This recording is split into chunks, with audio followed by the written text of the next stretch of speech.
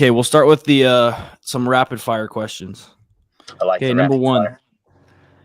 Can someone who is 300 pounds continue to gain weight or stay at the same weight if they're only eating 1,100 calories a day? No. Wait, sorry. Can they? You said can they still gain weight? Yeah. No. Is it more important in an affiliate to make your members feel like they're getting a good workout or having complete CrossFit programming? Having them get a good workout. Do we ever see the crossover double under again in a live competition? In any live competition, yes.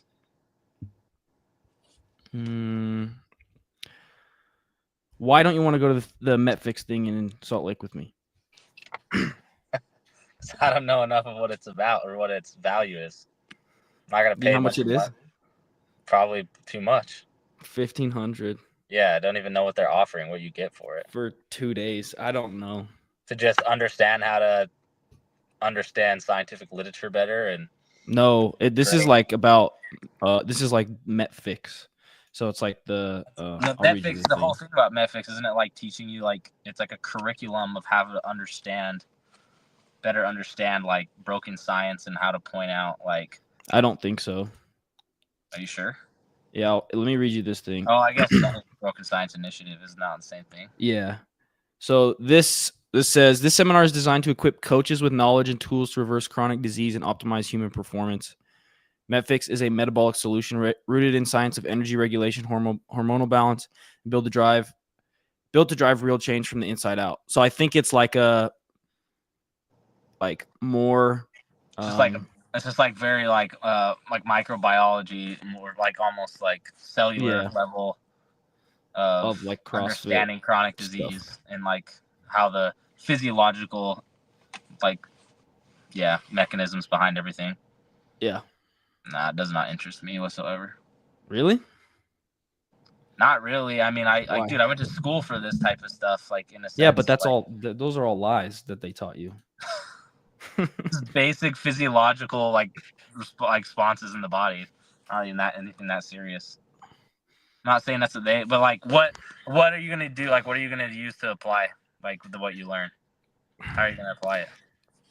That's kind of my thought. Like I'm sure that they have like great stuff in there, but I wouldn't know I don't feel like there's a business model to like use it as a coach. Yeah, its application is not going to be to the masses. Yeah. And like I'm not going to say it's not going to not help you increase your like ability to coach in any sense at all, but it's like how much and is that worth it? I mean, like cuz I'm thinking about it like you'd really have to be like to make any difference with the stuff you learn from this, you'd basically have to be like monitoring what people you're coaching are like eating and stuff like that, which at the affiliate level or like as a coach, most people aren't even involved in that. Yeah, so even the stuff, the nitty gritty that they're even getting down to though, is like top level of like the pyramid of focus and things like. Yeah. You with people and clientele you work with, you still have to just hound the basics more than anything over and over. It's like, why am I going to be worried about X, Y, and Z if Bob can't even like sleep for 5 hours a night and can't quit eating burgers at McDonald's every day? I don't know. Well, that's because burgers aren't the problem. You know what I mean? Yeah. Yeah, that's kind of my thought too. Is like, what's the problem? Sugar, right? Sugar. Yeah, that's the problem. I know. Okay. MetFix thing. Okay. So I was at the gym the other day and there was this dude and he was just like going off on, he's like, there's this lady and she's like 300 something pounds and online, all she does is like post how she only eats 1,100 calories a day and she's like still gaining weight. And he was saying, he's like, the law of thermodynamics wouldn't allow that. Like, you can't eat that little and still gain weight. Which is true. What do you think about that? You think that's true? It's a million percent true. So here's my thought. People in Antarctica, for example, don't do any lifestyle change when they get to Antarctica besides the weather. People who are in Antarctica studying for stuff have to eat an average of like 12,000 calories a day.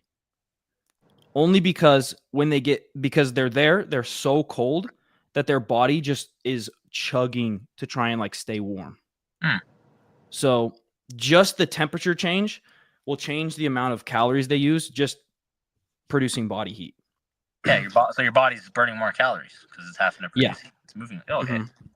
So my point with that is, depending on your hormones and what you're eating, your body can be mega efficient with calories. So most of the calories that you consume, like that you use, is usually allocated towards your brain. It uses something like, I think it's like 80% of all your glucose or glycogen or whatever. And your brain's definitely off of glucose. So I don't know the numbers. Yeah. Okay. Carry on.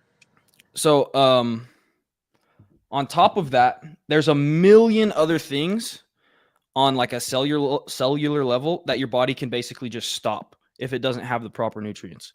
So it can stop muscle repair, like soft tissue repair. It can stop producing as good or as much hair, skin, nails, stuff like that. So my idea with that 1,100 calorie, 300 pound person is, I eat sugar. I basically got 15 minutes. My body's got, just say 15 minutes to use it. Okay. It doesn't get used. Now I'm back into my body's trying to be as efficient as possible. So I get brain fog because my brain doesn't have any access to energy. I'm not repairing any cells in my body. And I stop producing body heat completely. So now I'm using way less calories because my body is just trying to be as efficient as possible because I don't have anything. Then I eat more sugar. It has however much time to use it. I feel great for that little period. And then I go back to being efficient again. So my idea is, you can gain weight eating significantly less than what people would think because of things like efficiency with producing body heat, like brain fog, which is your body not getting enough glucose, not repairing muscles, tissues, blah, blah, blah. What do you think about that? I just want you to re-say what you said. I think people can lose. What was the statement you said again? I think people can gain weight. Yes. At eating almost no calories compared to what you would think. Yeah, for sure. Yeah. So like, for somebody like that to say, oh, I'm only eating, let's just say it's a woman and she's like 250 pounds. Oh, I'm only eating 800 calories a day, but I'm still gaining weight. I think know what you're saying. All right, I got it. Yeah. I know what you're saying. The point of what you're saying is true, but just the numbers that you gave, for example, is not applicable because, I would have to look at like what the lowest record ever of like some like calories burned in a day. But like, I think the lowest amount of calories that could physically possibly be burned is still over 1,000 by the human body, even if they just sat on a couch all day long and did nothing. So it's like, I do think people could gain weight off of, not eating that much, but you can't, is it really that high? Oh, dude, like me and you burn like 2,000 calories if we sat in a couch all day. BMR, basal metabolic rate, like you know all about that, right? I don't. Tell me about it. Oh, okay. Yeah, so like I can't remember all the off the top of my head, but there's like 4 different types of ways that your body burns calories, right? Your BMR is your basal metabolic rate. That's the amount of calories your body burns at rest. So if you were to do nothing and sit on a couch all day, your body, just to do its functioning for just to be alive, the heart beating, the brain working, all your organs working, facilitating, that's your BMR, and you burn the most calories doing that. So me and you, it's like 2,000. But I'm saying, I think that depending on your hormones, let's just say you're having insane insulin crashes, glucose rise and fall, stuff like blood glucose rising and falling, stuff like that. Some of those cellular things at what someone would say their basal metabolic rate is couldn't go lower Oh than yeah, that, depending on hormones. 1000%. Yeah, food. The relationship between food and your hormones is everything. Like and the way it interacts and the way that those numbers are going to be set. 1000%. If you have a terrible relationship with food and you eat garbage, like those, yeah, the way your body functions is going to be terrible, and those people's metabolism sucks, right? So their basal metabolic rate and the way that they do things is going to be much worse than someone who is good at eating. But it's still there, right? Like they're still going to be burning probably a little bit over 1,000, like at least 1,500 after you've taken everything. But the biggest thing for people is they don't actually eat what they think they're eating. Like they say, oh, I'm eating 1,100 calories a day. It's because they don't actually know how to count and track their food. People just don't know. People don't actually properly understand how to track what they're putting in their mouth. They're not actually eating 1,100 calories. It just is physically impossible. But I do understand what you're saying. I think the biggest thing you're getting at was kind of as a whole different argument is what you're trying to talk about. There's a model out there. I can't remember what it's called, but it's like the bio something model, and just like showing you all the pathways of like integration that like your body has between all the hormones and everything that's like just intertwined and connected. And it's just, yeah, it's crazy. Yeah. But I And I just think the it's sentiment of what like you're saying. people don't understand, depending on your hormones, how efficient your body can actually be with the calories you give it. Here's a better argument I think that you're trying to stand from is like people talk about, they use that argument like, well, I can eat whatever I want as long as I'm burning more calories than I'm eating. And that's true to a sense of weight, just only weight. People are saying that with only weight, but that has nothing to do with your body composition. Does that make sense? Yeah. So someone that's burning 2,000 calories and eating 2,000 calories of Twinkies versus someone that's burning 2,000 calories and they're eating 2,000 calories of whole food. We know those two people are not going to be the same. It's not because of one person eats more or less calories.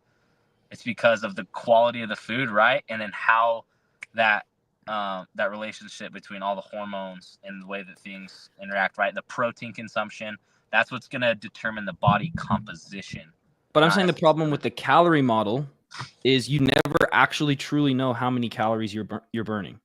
And I gave that Antarctica example as a thing because your body will burn different amounts of calories day to day. Like you could say it's 2,000, and literally depending on the weather, depending on what I eat, depending on what I do, like one day could be 2,000, the next day could be 3,500.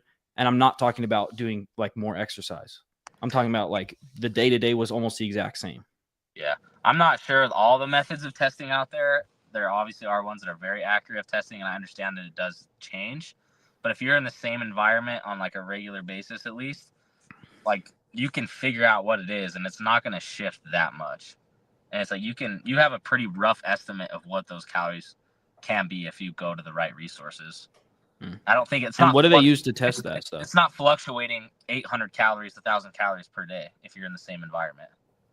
I can in-body is a simple one. I'm not saying it's the most accurate, but you can do it from just a straight in-body, right? They'll give you a basal metabolic rate.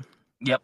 When you test it based off of your, what you got, your body composition, you'll get your BMR. So do you think if I took my BMR on my in-body and I ate 500 calories less than that says, do you think I could eat in a way that I still gain fat?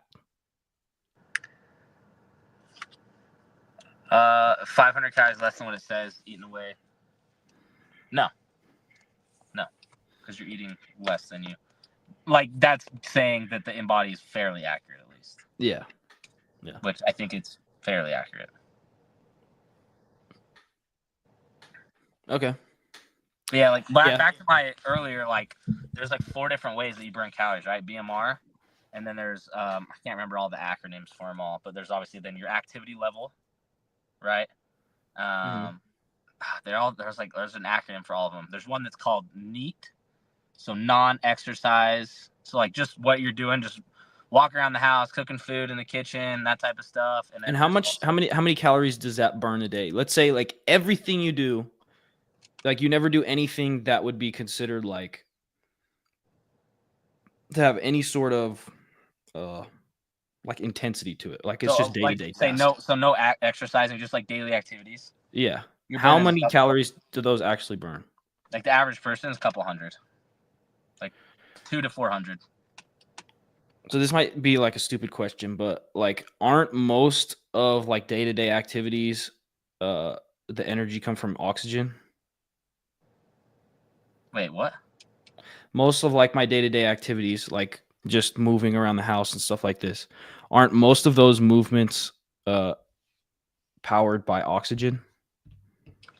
So yes, because it's because it's not in an anaerobic, right? You're just like in an So do I aerobic. need any calories for those?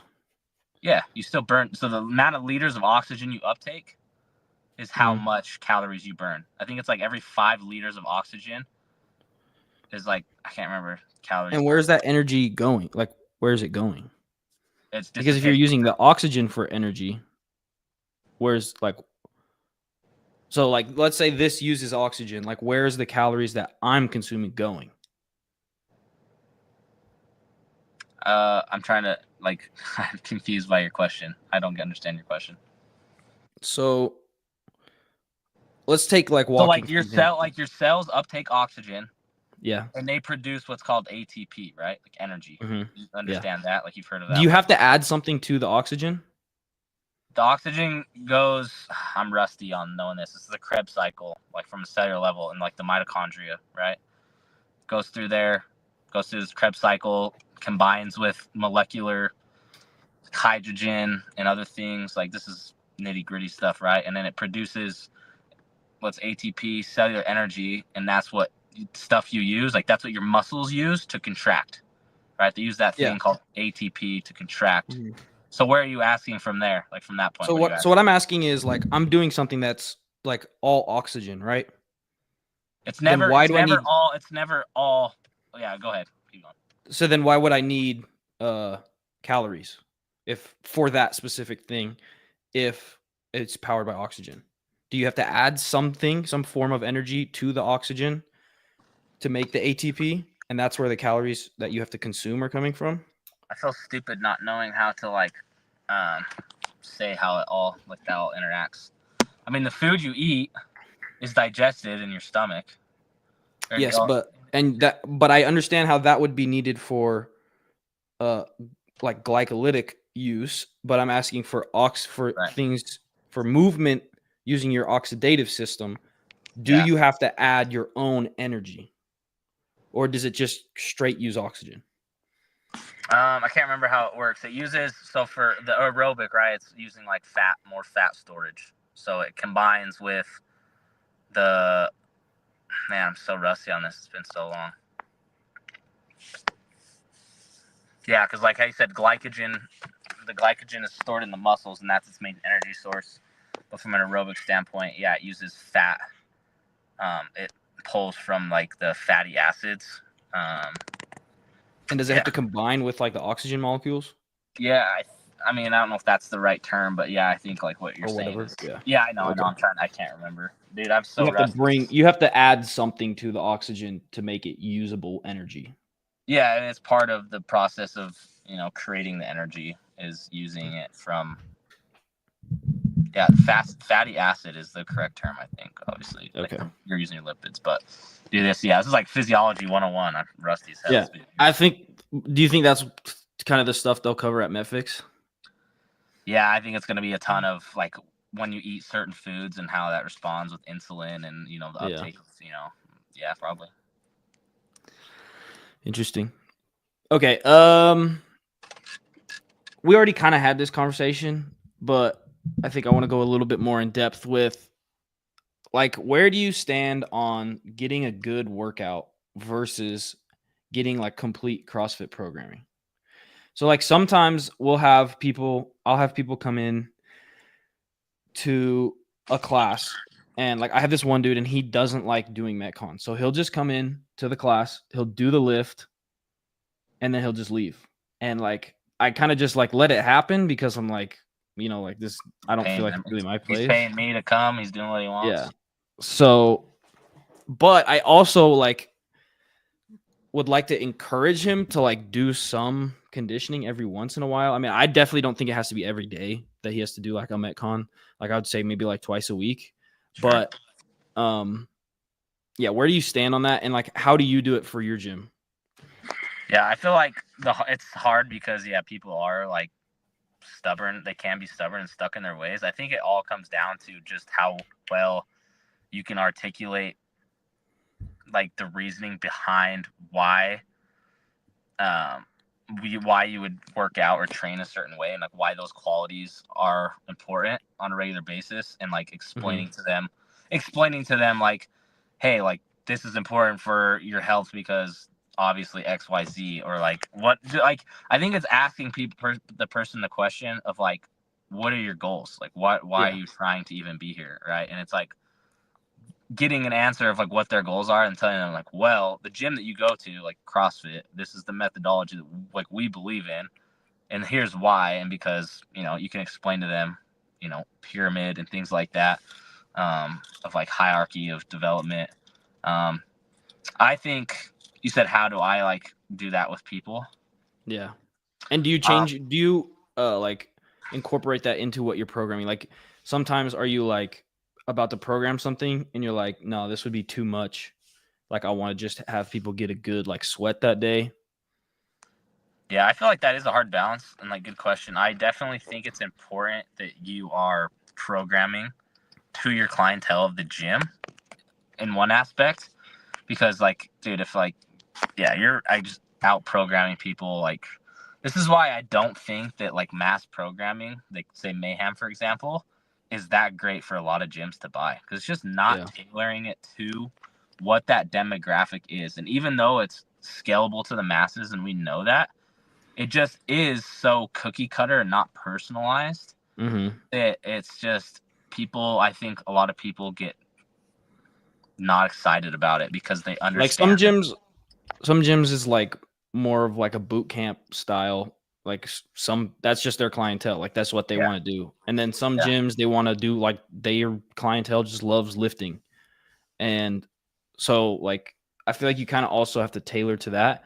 But then it's a problem because you also just have so many different people in most gyms to where if you're trying to tailor towards some of them, like you're going to drop some off. Yeah, I do think there's a like big gray area in terms of like pleasing clientele, but also being very like strict and honest, like with your core values of what you believe in as a CrossFit gym. Because I'm using CrossFit example because that's what we do. But it's like, we do want to give you a little bit of what you want, but we're not here to tell you what you want. We're here to tell you what you need. Yeah. Because like we know best, and this is the methodology, and this is how we do it, right? And we can kind of make it different, right, by doing different things and having our own style in ways. But it's like, it's a fine balance of like, you still have to tell people that like this is what they need, not necessarily what they want. And it's like, if that's not for them, it might not be for them, right? And it's like, you're not going to build a strong community or gym community of people that aren't like avid about the methodology, or like everyone believing in like what they're doing is the right thing to be doing. Like trying to people please is not going to create like a strong gym community. No, especially because you lose people, and then eventually you lose the people that you're trying to pander to because they were never bought in. Yeah, and you mean nothing either. Yeah.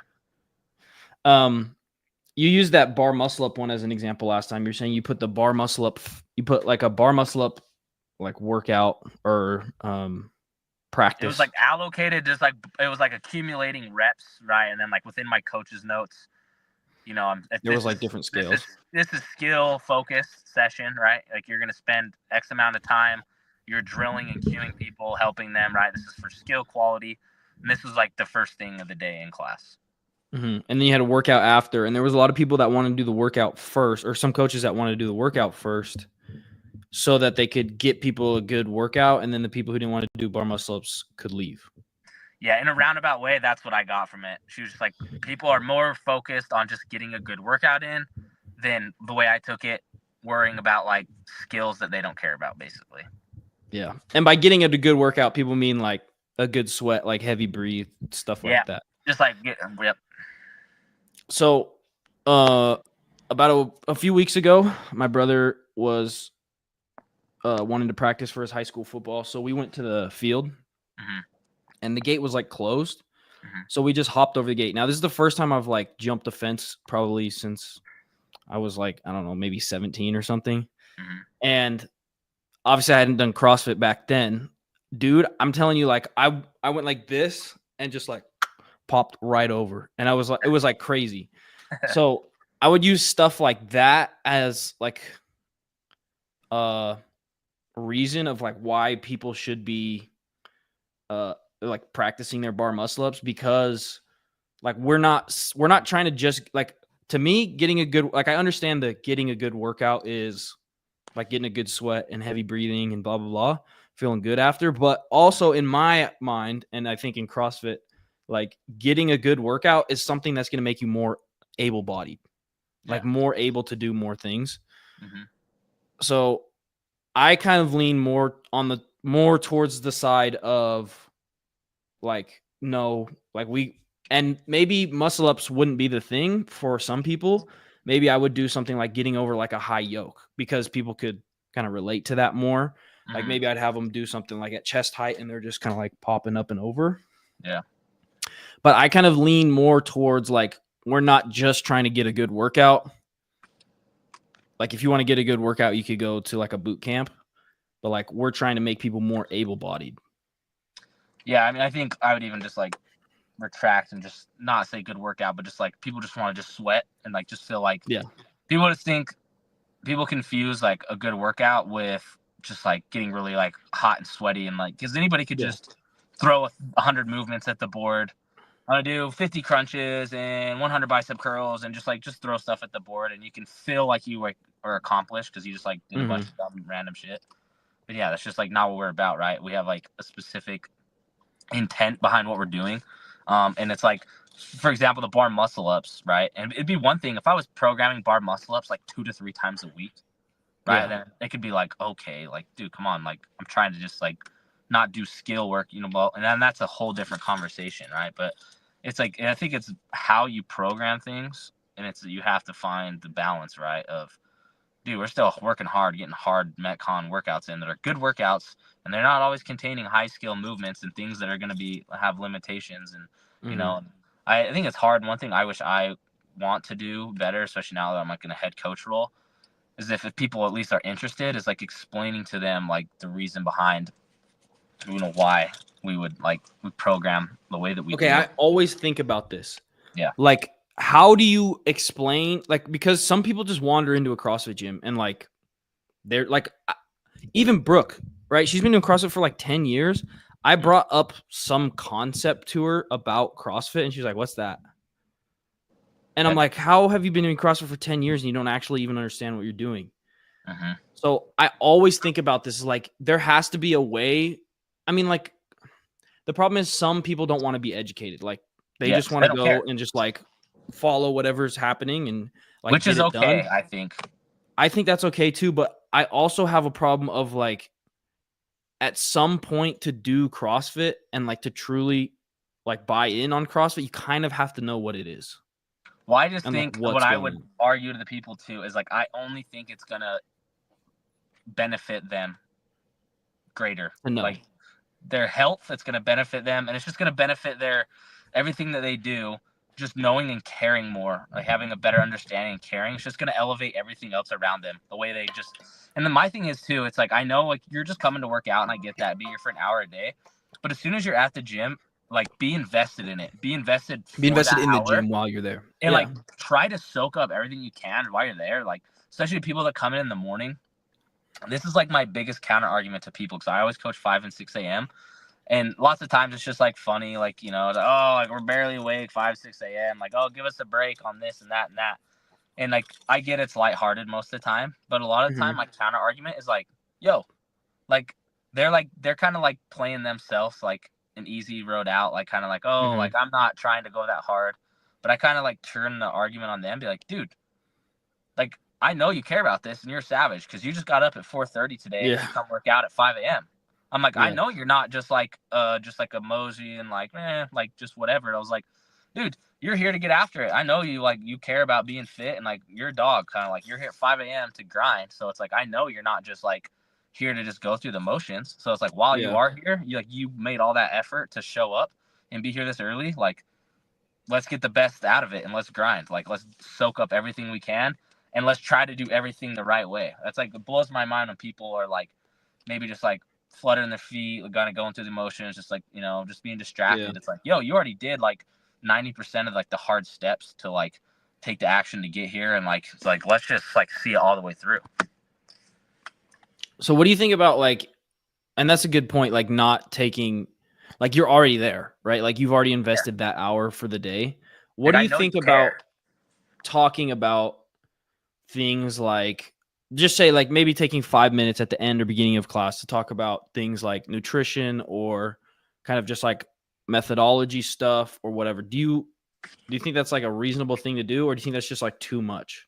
No, I think that's really reasonable, and that's actually been on my mind a lot. Cause it's funny you're asking about it. I have thought about it, and I think it'd be very valuable. Is like you thinking about putting that into your class plan is like trying to leave time at the end for stretching and like talking about things and bringing stuff up.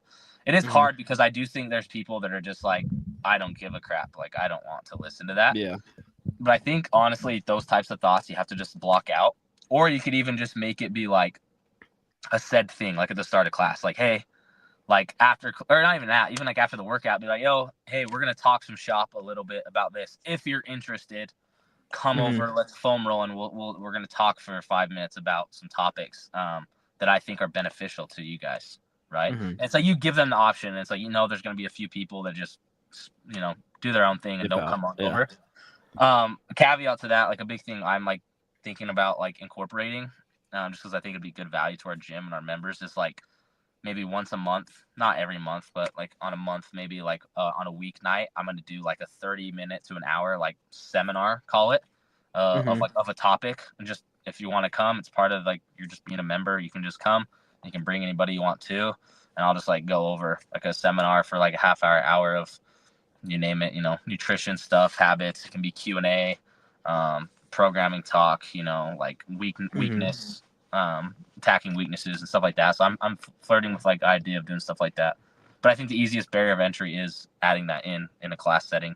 Yeah, that's what I was gonna say, because like that would be like they're coming to the gym on a separate like occasion, whereas at the gym, like you said, they already invested that hour. Right. So if you just do like 5 minutes at the end, and like, what would you cover in that hour? Would you cover like work capacity, cross bar time, modal domains? Would you cover like stuff like that, or would it be more kind of like nutrition and how they can apply it outside of the gym, or kind of, do you think it'd be better to like explain what we're actually even doing? I'd probably put up like a poll of interest of what would be like the most welcomed. I think naturally, obviously, something like nutrition would be better. Most people don't care about like the programming side of things, and that's fine, and like why they want to do what they do. I would like to do that because once again, I think that benefits them to understand what they're doing, because I think they'll buy in more. But yeah, I would do something more like nutrition. And I think people just getting to ask, like Q&A is big, because I think people know the answers more than anything. This is what frustrates me, especially about nutrition. I think people know the answers 90% of the time to any questions they have. They just don't have the follow through to do it. And they just need someone to reinforce it and be like, yeah, that is what you need to do. Right. Like they just overcomplicate. I think that's what in my experience, because I've done nutrition coaching, right? They're asking these questions. And I mean, there are people out there, I guess, that are very uneducated on. I understand that there are people that are uneducated, but I think if they just critically thought about what they needed to do in certain situations and like the type of food they should be consuming, if they just really thought about it, I think they could figure out the right answer. It's just having the follow through, and it's better to have someone reinforce that, yes, that is what you should be doing. I think there's probably a big group like that. Yeah, okay. I'll give you a very broad example. Do you think it's shocking to the majority of people to tell them, hey, at the grocery store, you should probably just shop 95 on the perimeter of the grocery store. Yeah, I don't think a lot of people have heard that. But it's like, if they thought it, like, don't you think, like, if you can critically think that, like, the stuff on the outside perimeter of the produce is probably more of what you should be eating? Don't you think most people would be like, okay, yeah, you're probably right? Or like, I think if they heard that, but yeah, I don't think most people are. Most people, you don't think naturally know that the stuff No. that comes, dude. Yes, they do. Yes, they do. No, I don't think so. And you think people are that retarded? Obviously, this is not a CrossFit guy, but I used to work in that office job, and I genuinely was salting my food, and he said, "Don't you know you're gonna get a heart attack probably by like the time you're 30 eating that much salt?" Like, genuinely said that. I was like, Mike, you are clueless. Yeah. Like, and there's people out there that I genuinely still think stuff like that. Yeah, I know. Red meat and salt is what gives you atherosclerosis, a hardening of the arteries. Yeah. And people think that that's red meat. Like, I just think, especially because, you know, I was like a super fat kid. Like, I just know how like clueless people can be. Like, you just actually, like, I think most people actually, if they had the correct information, could easily do it. I also think that there's some people who give out there's technically correct information, but the information they're giving out is not something that's easy to stick to. I don't know. So, I definitely think there are. I have a friend who's trying to lose weight. Mm-hmm. I told him, first thing I want you to do, this is the only thing I want you to do. I want you to, from now on, when you eat, anytime you eat, so if there's like anytime more than 20 minutes between eating this and eating this, before you eat that thing, you have to eat 6 ounces of meat. That's all I told him. Mm-hmm. And I think he's lost like 20 pounds in the last like 2 months doing that. Yeah. I'm like, literally, if you're about to eat something, you can eat it. Go ahead. But you have to eat 6 ounces of meat first. Yeah. How big of a difference do you think it would make for people if you told them they have to cook everything they eat? They can't eat out. They have to cook it all. How big of a difference do you think that would make? I mean, that would be huge because you can only buy basically ingredients, and that'd be the whole thing. Dude, even if they were, I guess like you could just still like, if you're counting, I'm not gonna count like putting a pizza in a frozen pizza, but yeah, say you like cook it from scratch, basically. You cannot go buy food at a restaurant, and it's like that is the extreme. I'm not saying people need to live that way. Mm-hmm. That's the same thing as when CrossFit says, "Ain't no sugar, right? Don't eat sugar." It's not expecting you to never eat sugar, but that is the guidelines and parameters of how you should look at your diet the majority of the time, like an 80-20 rule. You know what I mean? Mm-hmm. People just cannot have that type of moderation. Dude, yeah, it's like you make it that simple. It's like shop on the outside of the grocery store or just don't eat out. It's like people can't do these things. It's not, I don't think it's as much education as it is just effort and care. I think it's just effort and care. I'm a big no sugar guy. Like, I actually genuinely believe you should never eat sugar. Like, I don't mean like, oh, maybe like once a month or something like that. I mean, like, genuinely, I think you should never do it. I think that, like, especially, and by sugar, I mean, I don't have like a hard definition for what I would consider sugar, but kind of my general rule of thumb is if it's within the first like 5 ingredients of whatever you're eating, then I would consider it to be sugar. That's kind of what I do. Would you say, I'm rephrasing the question. Would you say that you would recommend to people that they should never eat sugar, or you would just, no. You would just argue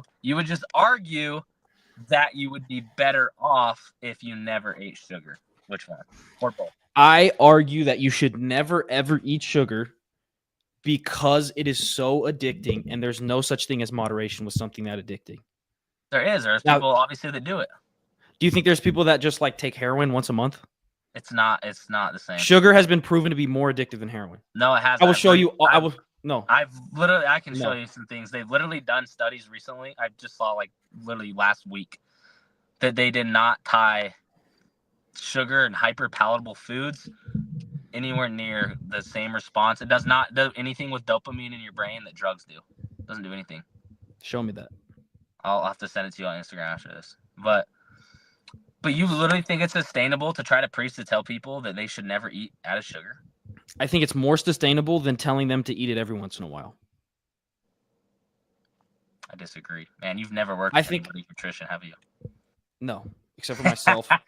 Myself, Yeah, but yourself, my your sister, mindset, the way you dude, it doesn't work like that, man. myself, my sister. Also, I think it's different by person. So, for example, my girlfriend, she can eat like a bowl of ice cream like once every other week. She can have ice cream sitting in the freezer and just like eat it or not. Yeah. I am not like that. Like if I had a tub of ice cream, I would eat it until I'm about to throw up. It's probably more like that too because you literally withhold yourself from it too. So No, this is before I withheld, because when I decided to withhold myself from it, I've like pushed it to the side. one Also, thing I've had like sugary things like accidentally once or twice, and like bro, like ice cream, I can't even eat it. Like it's too sugary for me now. I bet. Like it, you know, have you ever heard the stories of like people from like, let's just say like rural places or something, and they'll come to the U.S. and eat the food, and they're like can't even handle it. Yeah. That's literally how it is with me with like super sugary stuff. Yeah. What were you gonna say? Can't remember. Yeah, I don't remember. So one of the things too that I've got my sister, both my sisters actually completely off sugar, and one of the major things that we kind of talked about when she was deciding whether or not to do it, because she'd been like trying to cut her sugar down for a long time, and she like seemingly couldn't do it. I also think just kind of my family seems to be pretty like sugar addictive. But kind of one of the things we talked about was like if you just decide you're never going to eat sugar again, it takes away the question. It takes away the decision. Like it's not an option. You never do it. So if you get offered it, it's not a question. And one of the problems with like sugar specifically is like it's just everywhere. Like if you decided to like and never buy anything sugary, you could still probably eat a donut, a Reese's, a whatever, like every day, a soda every day. Like it's just always everywhere. So if you just take the question away, like there's no moderation, then you don't ever have to question yourself, and you don't ever have to moderate, because moderating something is really hard when there's no like hard line on it. Yeah. Let me ask you this. This is like this is like going outside of what we're talking about, kind of like just overall maybe mentality or psychologically. Wouldn't saying, I'm trying to figure out how to phrase this question. Wouldn't saying like you just need to not like eat any sugar because it's easier that way? Because you just have no without it. Isn't that more so you're just treating the a symptom? You're not treating the problem. Because why can't you have the discipline or the ability to choose things in moderation, right? Why cannot you, from a mental, psychological level, get yourself to govern your choices and decisions by knowing when and when not something is okay? Just like, For me, you just saying on the concept of nutrition alone and saying just absolutely none at all. It's like I feel like that's attacking, getting rid of a part of a symptom, but you're not addressing like the source of why you can't make those decisions or govern yourself like that. For me personally, the benefit of having it every once in a while is not worth the like work and like mental strain it would take to train myself, which I also don't think I could even train myself on something that's that addictive for me. Yeah, and I feel like that's fine. Like I feel like people from like an anecdotal, like personal, what works for you, I'm like I don't even care. Like I just would never expect or like even like try to like extrapolate that type of mindset or like feeling to other people, because it's just not like I mean, you just know, we've seen from example, like people and their eating disorders. I feel like you have to acknowledge both But think sides. about this. But think about this. Do you know how many people, like, once they get into, like, I'm going to use carnivore as an extreme example. Like, let's compare carnivore to no sugar at all. Mhm. A lot of people find success in carnivore because they're like, it's just, there's no question. I just do it. Like, it took away all of the guessing. It took away all of the, like, mental strain of like, oh, can I have another Reese's? Can I have another, bowl of ice cream? It just took all that away. And it's just like, you just know what you're doing. You have a straight path forward. But I don't think carnivore is So, good. but what I'm saying is carnivore finds success because of that. And so I'm saying, why wouldn't you apply that same psychological principle to no sugar? Wait, what psychological principle? Like, oh, going all Of in? like, it's like, it's basically all in, no questions, no whatever. I mean, yeah, I would never say that you should have that all in on anything nutrition based. Not even getting rid of sugar. No, I would never say to try to get rid of sugar completely. Why?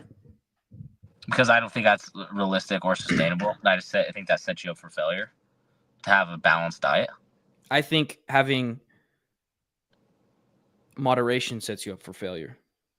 I don't think so. I think a big thing too is I think people think the human body is more fragile and frail than it really is. Like, just because you do have some of something doesn't mean that your body's gonna just freaking be wrecked from having a little bit of sugar. Like, it's a lot more resilient. I don't think and that. I think adaptable. Like, I don't know. like I think it's perfect. Like, if you like, and that's what I'm saying is I think it's fine to have like high sugar foods every once in a while.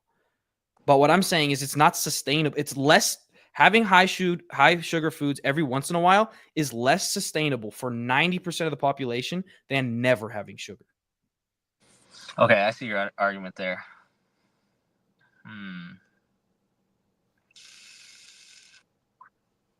Disagree. I think it would be like, and you can have your thoughts on the addictiveness of sugar, but I have seen it my whole entire life with almost everyone I've run into, besides a few people. Like I said, my girlfriend, she can. I'm not saying it's not have it every once addictive. in a while. I'm not saying it's not addictive. It's addictive in its own. It is addictive, but it's not addictive like drug addictive. Like, it doesn't cause dopamine releases that like actual like not like just any type of drugs cause. So it's not the same. They're not in the same category as what I'm telling you. I think it's been proven. You can just look around at how addictive it is. Addictive, yes, it's addictive. Yeah. And so that's what I'm saying is because it's so addictive, having none is more sustainable for most people than having some. I'm not saying it's healthier. I'm saying it's more sustainable, which in the long run is more healthy. Do you really think that many people can just like have that much discipline to just give it up for good though? But this is what I'm saying. It takes no discipline for me anymore. After like 2 months of like completely avoiding sugar, that addictiveness was gone. And now I'm like, okay, I just eat what I eat.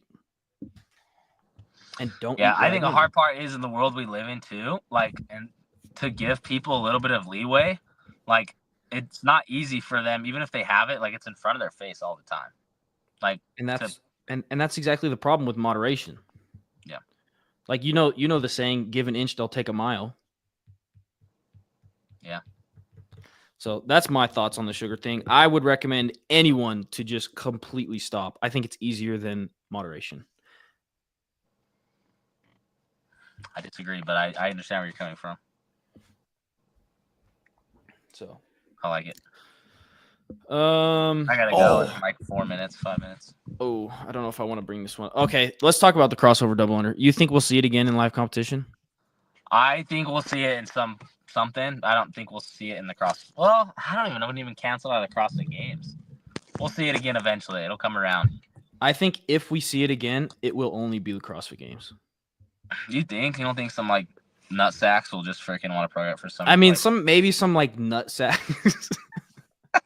Maybe some nut sacks, but like I'm talking like any legit competition. Yeah. I think the only legit competition that'll program it would be the games. I could see JR programming crossover dubs. Yeah. You think? Yeah, I think I so. feel like he said he doesn't like those. Does he? Maybe I'm wrong. Maybe I'm wrong on that. He might have. I don't know. I know. I clearly don't think. I think Dave has pretty much said that he doesn't like them in a roundabout way. Yeah. I don't know if he's blatantly said it, but he kind of has. Well, the thing is, and- they're good now. They just weren't good the way they brought them up. Like, if you Yeah, were to that's- throw them into a workout now with, like, let's just say sets of 20 or 30 Yeah. for like 10 rounds or 8 rounds or something like that, like, that would be pretty brutal for most of the guys who are proficient at it now. So do you think they should come back up? Do you think they should? Yes. I think they Yeah. have to. Yeah. I think because they were brought up, like, I'd be fine if they were never brought up, but because they were brought up once, I think they have to be brought up again. Yeah. Well, they did they did. I mean, they brought up the crossover single unders the next year, remember? Yeah, that's true. So, I mean, different, but, Yeah. Do you think that's on the same level as the pegboard? So, like, the cool thing about the pegboard is they brought it out. Everybody sucked at it. They brought it out the next year, and everybody was, like, crazy good at it. And it just kind of, like, pushed everybody, like, the community forward a little bit, right? Yeah. But I don't know if that's on the same level as the crossover double under.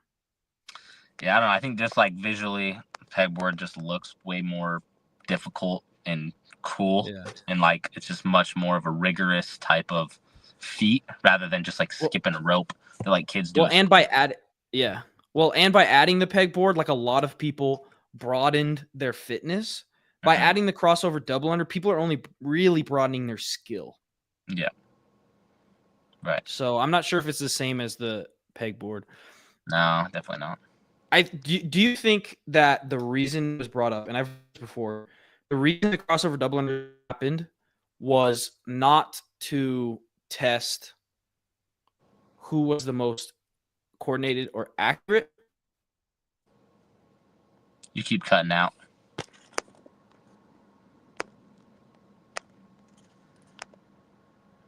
Lost you.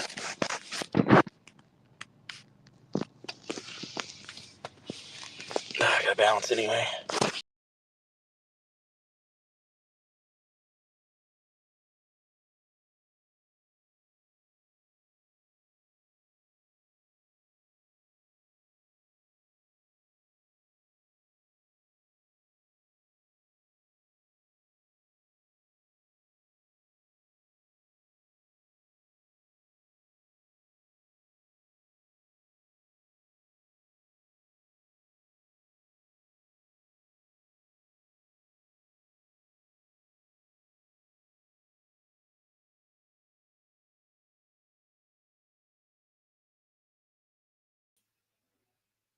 I don't know what happened.